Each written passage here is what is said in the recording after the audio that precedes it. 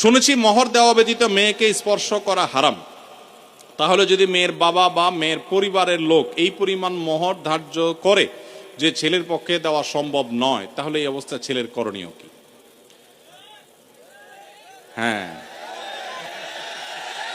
বুঝছি আমি, প্রশ্ন কমন পায়ে পড়ে গেছে, এই তো।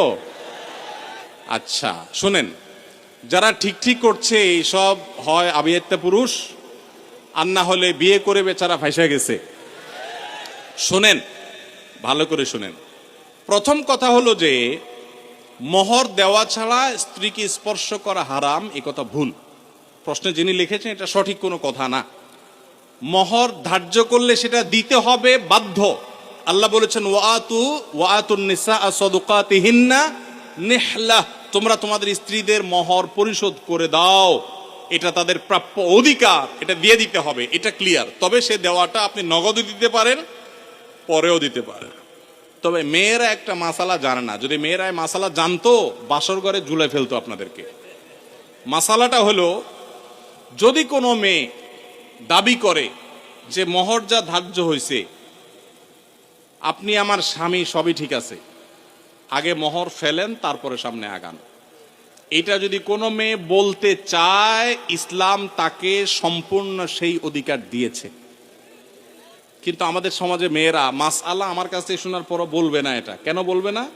কারণ আমাদের সমাজে পুরুষগুলো এমন রাক্ষসের মতো এবং এমন জালিম, এমন অত্যাচারী, বেশিরভাগ, সবার কথা বলছি না, যে এই কথা যদি মেয়ে বলে বাসর রাতে, ঠিক আছে স্বামী, সবই ঠিক আছে, আপনার সাথে আমার বিয়ে হয়েছে, সব ঠিক আছে, মোহর ধার্য হয়েছে, এটা আমার প্রাপ্য, আল্লাহ কোরআনে বলছেন, অতএব এটা দিয়ে দেন। ছেলে বাসর থুয়া পাল্লায় দৌড় দিবে, বলবে এই মেয়ে বাসর রাতে এখনই অবস্থা করতেছে, আল্লাহ জানে আমারে কোথায় ঝুলায়। ঠিক না বে ঠিক? অথচ এটা ঠিক না। সব কথাই তো ঠিক ঠিক বলেন। এ ওয়াজ মাহফিলের একটা সমস্যা হলো, ঠিক হইলেও ঠিক, ঠিক না বে ঠিক? এটাও ঠিক। আচ্ছা যাক, শুনেন, নবী করিম সাল্লাল্লাহু আলাইহি সাল্লামের মেয়ে, ভালো করে শুনে রাখেন, নবী করিম সাল্লাল্লাহু আলাইহি সাল্লামের কন্যা ফাতেমা রাদিয়াল্লাহু তাআলা আনহা, তার বিয়ে হয়েছে কার সাথে? আল্লাহু আকবার। আলী রাদিয়াল্লাহু তাআলার মতো ইসলামের খলিফার সাথে তার বিয়ে। ফাতেমা রাদিয়াল্লাহু তাআলা আনহা তার বাবা নবী করিম সাল্লাল্লাহু আলাইহি সাল্লামকে বলেছেন, বিয়ে হয়েছে আব্বা, ঠিকই আছে, বাট আমার দাবি হলো মোহর যেটা ধার্য হয়েছে সেটা যেন আমাকে আগে পরিশোধ করে দেওয়া হয়। আজ আমাদের সমাজে মেয়েদের সে অধিকার দেই আমরা? এই সমাজের সবচেয়ে বেশি অবিচার আমরা পুরুষরা মেয়েদের প্রতি করে থাকি। বিয়ে করেছেন আর মোহর পরিপূর্ণ পরিশোধ করছেন এরকম বাপের বেটা যারা, তারা হাত তোলেন। কয়টা বাপের বেটা দেখছেন এখানে? হাত গণেন তো, কয়টা হাত? লা হাওলা ওয়ালা কুওয়াতা ইল্লা বিল্লাহ। স্টেজেও হাত উঠে নাই, নামান, ইজ্জত বাঁচান। উঠছে মানে অল্প স্বল্প উঠছে, আমি সবার কথা বলছি না। আমি দিয়ে দিয়েছি আলহামদুলিল্লাহ, আমি হাত উঠেছি। কিন্তু শোনেন, বাকিরা হাত উঠেছেন তার মানে কি সব অবিবাহিত? মোটেই না। কিন্তু মোহর দেন নাই। মোহর যদি ধার্য হয়ে থাকে তাহলে সেটা দিতে হবে, কথা ক্লিয়ার। মোহর না দিলে স্ত্রীকে সেটা হারাম হবে, হারাম। আপনি পাওনাদারের পাওনা না দিলে যেরকম হারাম হয়, স্ত্রীর মোহর না দিলে সেটা গুনাহ হয়। হ্যাঁ, পাওনাদারের পাওনা যেরকম আপনি সময় নিয়ে তার কাছ থেকে 1 বছর 2 বছর পরেও দিতে পারেন, স্ত্রীর মোহরটা এরকম পরে দিলেও আদায় হয়ে যাবে। বাট যদি না দেন, মেরে দেন, যে আর স্ত্রীর আর কি দিব, সেটা আমার ঘরওয়ালি, তাহলে কিন্তু আপনি ধরা খেয়ে গেছেন। কথা কি বুঝে আসছে? অনেক আমাদের দেশে মেয়েরা এত সহজ সরল। অনেক ছেলে আছে এমন বাটপারের বাটপার, বাসরের রাতে বউরে বলে, দেখো এখন মোহর তো ধার্য করছে মুরব্বীরা 10 লাখ, আমি তো 20,000 টাকা বেতনে চাকরি করি, কোত্থেকে দিব এত টাকা? তবে আল্লাহ যদি বাঁচায়, এই তো কয়দিন পর ইটালি চলে যাব, কত টাকা আসবে, সবই তো তোমার। এইসব ফুসলানো কথা শুনে বেশিরভাগ সহজ সরল মেয়েরা বলে ফেলে, আরে কি বলেন, মোহরটর আমার লাগবে না, এসব কিছু আমার কিছু লাগবে না, এই মাফ করে দিল আর কি, ধরাটা খাইল।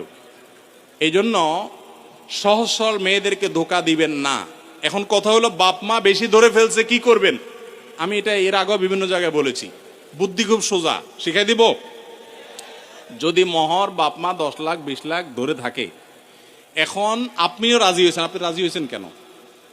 আমার বিয়েতে মহর নিয়ে যখন আলাপ হয়, আলহামদুলিল্লাহ আমি নিজে কথা বলেছি, আমি বললাম দেখেন এর বেশি আমি পারবো না, আপনি অযৌক্তিক একটা ফিগার ধার্য করবেন, এটা আমি পারবো না, আমি যেটা পারবো সেটা দিব। এখন আমাদের সমাজে মহরটা হয়ে গেছে ফ্যাশন। 10 লাখ 20 লাখ 50 লাখ, ওই ছেলের পেটের উপরে পাড়া দিলে 500 টাকার নোট 2-4টা বাইর হবে না, কিন্তু মহর হলে 50 লাখ। আর মেয়ের বাপরা, অনেক মেয়ের বাপরা বিয়ের মহরানা বিশাল বড় একটা ধরার ভিতরে বিরাট বড় বাকাওয়াতি মনে করে। অনেক মেয়ের বাপরা এরকম করে। হাদিস শুনেন মেয়ের বাবারা, নবী সাল্লাল্লাহু আলাইহি সাল্লাম বলেছেন ইন্না আযমান নিকাহে বারাকাতান আইসারুহা মাউনা, সবচেয়ে সেই বিয়েটা বরকতময় হয় যেই বিয়েতে মহর সবচেয়ে কম হয়। ভালো করে শুনেন মেয়ের বাবারা, যেই বিয়েতে মহরের পরিমাণ কম ধরা হয় সেই বিয়ে বেশি বরকতময় হয়। আমি এর আগেও বিভিন্ন মাহফিলে চাক্ষুষ হাজির করেছি, যারা মুরব্বী আছেন এখানে খবর নিয়ে দেখেন 10 টাকা 15 টাকা 20 টাকা মহর ধার্য করা হয়েছে। আপনি বলবেন সে আমলের 15 টাকা, বুঝলাম সে আমলে 15 টাকা, এখনকার 15,000 টাকা বা 1.5 লাখ টাকা, এর বেশি তো না। তখনকার 15,000 এখন 15 কোটি সমান তো আর না, কিন্তু তখনকার ওই 15 টাকার বিয়ে যতটুকু টিকছে এখন 50 লাখ টাকার বিয়ে অতটুকু টিকে না। অনেক বাপমা মনে করে এটা বোধহয় বিয়ে টিকানোর একটা উসিলা, এই জন্য যত বেশি ধরবো বিয়ে তত টাইট হবে। না, এগুলো সঠিক কথা না। এটা প্রথম কথা। দ্বিতীয় কথা হলো 15 লাখ 20 লাখ 10 লাখ 50 লাখ বাকাওয়াতি করে জাহির করলেন, আপনার মেয়ে 1 টাকাও পাইল না, মানে কি? যতটুকু ধার্য করা হবে ততটুকু দিতে হবে। এই জন্য ছেলেরা যদি কোনো কারণে মুরব্বীদের কথা ফুসলানিতে পড়ে আপনি রাজি হয়ে থাকেন, রাজি হয়ে গেছেন 20 লাখে সই করে দিয়েছেন, রাজি হয়ে গেছেন, এখন আপনার বাঁচার উপায় আছে একটা, হয় পুরা টাকা আদায় করে দিবেন, আর না হয় বউয়ের কাছে একটা দরখাস্ত লিখবেন। কি লিখবেন? দরখাস্তে লিখবেন, বরাবর প্রিয়তমা স্ত্রী, বিষয় মহর মওকুফের আবেদন, যথাবিহিত সম্মান প্রদর্শন পূর্বক নিবেদন এই যে আমি অমুক অমুক আপনার নাখান্দা স্বামী, বিবাহের সময় মুরব্বীদের পীড়াপিড়িতে রাজি হয়ে এত টাকা ধার্য হয়েছে, আমি রাজি হয়ে গিয়েছিলাম, তখন বুঝি নাই যে এটা দিতে হবে, এখন যেহেতু জানলাম এটা দিতে হবে আর এত টাকা দেওয়ার ক্ষমতা আমার নাই, আমি গরিব মানুষ, অতএব অনুগ্রহ করে আপনি সেখান থেকে কিছু কমায়া দিয়া বাধিত করিবেন। স্ত্রী যদি সেই অ্যাপ্লিকেশন গ্রহণ করে বলে ঠিক আছে তুমি গরিব মানুষ যাও 50% মাফ করে দিছি বা 40% বা 90% মাফ করে দিছি, ঠিক আছে এত দাও বাকিটা মাফ, তাইলে আপনি মাফ পাবেন। আর যদি স্ত্রী মাফ না করে তাহলে বলবেন ঠিক আছে আমি আপনার থালা বাসন কোসন ইত্যাদি ধুয়ে দিব, এটার বাবদ আপনি কিছু মাফ করে দেন। মানে খোলাসা কথা হলো যেভাবেই হোক স্ত্রীর কাছ থেকে আপনাকে মাফ আদায় করতে হবে। চেষ্টা করবো তো আমরা সবাই। মহর আদায় করা ছাড়া কোনো মানুষ যেন মারা না যায়। সবাই দিবেন তো ইনশাল্লাহ মহর?